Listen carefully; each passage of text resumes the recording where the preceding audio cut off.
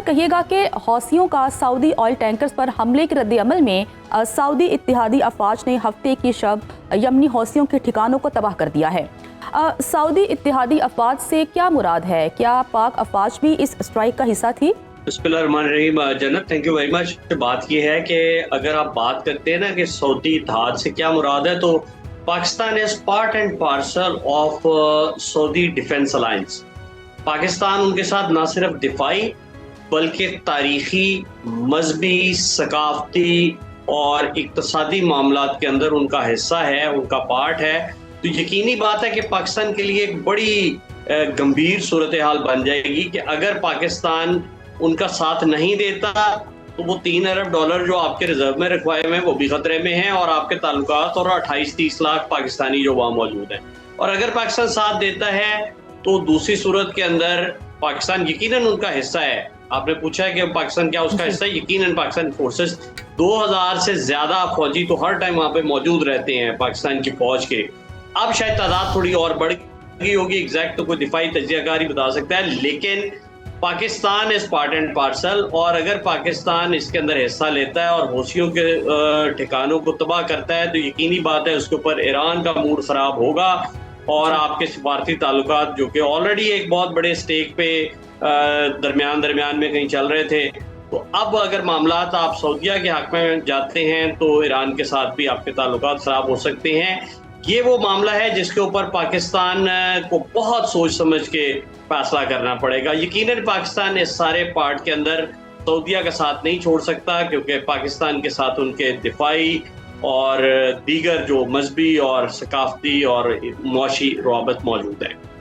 अच्छा सर, जैसा कि आपने कहा कि सऊदी और पाकिस्तान का इत्तेहाद है और पाकिस्तान की कमज़ोर जो है मुल्की मईशत है, तो इस तनाजुर में अगर हौसी जो हैं वो बाबुल मंदब को बंद करते हैं तो उसके लिए पाकिस्तान के लिए जो संगीन थ्रेट है वो कितना बढ़ जाता है। बहरी गुजरगाह की बंदी से मुल्क में पेट्रोल, डीजल गैर मामूली महंगे हो सकते हैं, बरामदात पर दबाव आ सकता है। क्या पाकिस्तान अपने तवानाई के मसले को हल करने के लिए फौजी अंदाज अपनाएगा या ये सोल्यूशन है? अच्छा, ये थोड़ा सा ना टैक्टिकल इशू है। इसके अंदर सबसे पहले तो आप देखें ना कि जो आपकी सप्लाई लाइन 2 हफ्ते से 20-21 दिन में आती थी, अब वो 45 दिन का जो आपका हो गया LNG का भी और आपका फ्यूल का भी। तो जो स्ट्रेट ऑफ हॉर्मज से अगर 2 हफ्ते बाद आ रही थी, अब वो 45 दिन पे चलेगी, और अगर बाबुल मंदब भी बंद हो जाता तो ये फिर थोड़ा और बढ़ सकता है। इसके अंदर आपकी शिपिंग के चार्जेस बढ़ जाएंगे, आपके वो जो इंश्योरेंस के चार्जेस बढ़ जाएंगे, वक्फा भी ज़ाहिर है 45 दिन का, और आपका जो फाइनेंशियल क्राइसिस है, क्रंच है, जो कि पाकिस्तान एनर्जी के ऊपर बड़ा उसके ऊपर रिलाई कर रहा है, उस तेल के ऊपर, तो पाकिस्तान के लिए प्रॉब्लम तो होगी। अब यकीनी बात है एक तरफ आपके सऊदीया और दूसरी तरफ हौसी हैं, तो आप सऊदीया का जब साथ देंगे तो ईरान के साथ आपके कुछ मामलात खराब होंगे।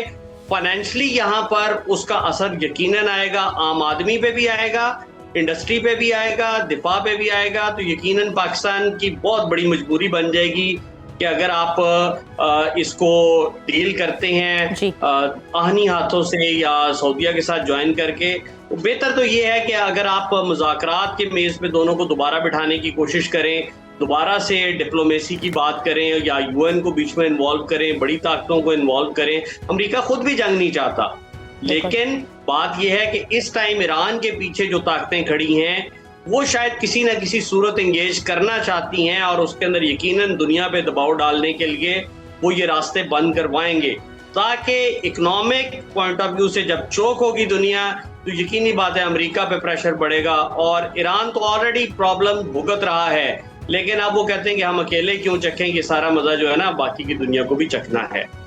बिल्कुल। अच्छा सर, पाकिस्तान और ईरान के ताल्लुकात बहुत अच्छे हैं, और जिस तरह से पाकिस्तान एक अहम किरदार अदा किया है सालिसी में, ईरान उसका मोतरफ है। अगर हम ये बात करें तो वो एसिमेट्रिक वॉरफेयर की तरफ जा रहा है, इसलिए उन्होंने हौसियों को मुतहरिक कर दिया है, उन्हें असलहा फराहम किया जा रहा है। अगर हौसी ठिकानों पर सऊदी इत्तेहादी अफवाज के हमले होते हैं, जो कि हो रहे हैं, तो ईरान का मुमकिना रद्द अमल क्या हो सकता है? ईरान क्या करेगा? ईरान रद्द अमल ऑलरेडी दे तो रहा है। वो आप देख लें कि क्या उसे कहते हैं, इकोनॉमिक पॉइंट ऑफ व्यू से उन्होंने 2 रास्ते बंद कर दिए। रास्ता लंबा हो गया, नंबर 1। नंबर 2, जितने क्या उसे कहते हैं जगहों के ऊपर अमरीकी अड्डे हैं उनके ऊपर वो अटैक कर रहे हैं, और उनको यकीनन लॉजिस्टिक के अलावा जो बाकी सपोर्ट है, वो टेक्निकल सपोर्ट है या सर, इंटेलिजेंस शेयरिंग है, पाकिस्तान और ईरान के वो ताल्लुकात की बात कर रही हूँ कि इन दोनों के ताल्लुकात में क्या हो सकता है, ईरान मुमकिना तौर पर क्या रद्दअमल दे सकता है पाकिस्तान को? यकीनी बात है कि पाकिस्तान के इंटरनल और एक्सटर्नल जो अफेयर्स हैं ईरान के साथ, वो खराब हो सकते हैं। एक आपको ज़हन में रखनी चाहिए बात कि पाकिस्तान की एक खास तादाद जो है वो ईरान के साथ इमोशनली अटैच है। अहले तशय्युअ की आबादी जो है, इंटरनली वो प्रेशर बिल्ड होगा, और ईरान के साथ आपका बॉर्डर है।